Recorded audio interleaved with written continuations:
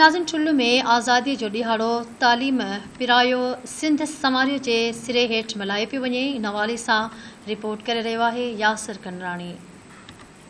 जी बिल्कुल, पूरे मुल्क जी यहाँ ठुल में भी 14 अगस्त जश्न आज़ादी जो ॾिहाड़ो वॾे जोश ऐं जज़्बे सां मल्हाए पियो वञे। ठुल जे मुख़्तलिफ़ तलीमी इदारनि मां जेका रैलियूं निकिती, नंढा पोड़ा पका जेके उस्ताद ऐं शागिर्द आहिनि उहे जेको हिन वक़्तु प्रेस क्लब ठुल पहुता आहिनि। इन हवाले सां मौजूदु हिते जेके 14 अगस्त में शरीकिन आहिनि उन सां ॻाल्हि ॿोल कंदासीं। संदन जो छा चवणु आहे? 14 अगस्त जेको आहे त मुबारक आहे। असां हर हमेशह 14 अगस्त मल्हाईंदा आहियूं।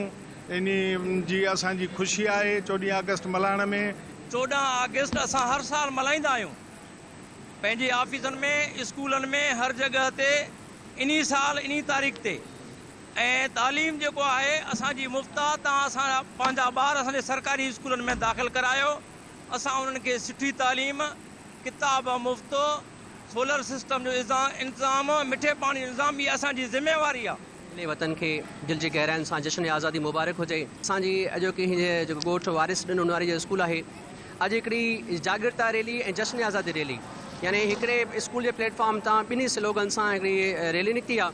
असांजो मक़सदु आहे त जश्न आज़ादी उन ॾींहं ते मल्हाइण जो मक़सदु त असां पंहिंजे बचड़नि खे, असां पंहिंजे ईंदड़ नसल खे इहो पैगाम ॾियूं त हीउ वतन असां तमामु घणी क़ुर्बानी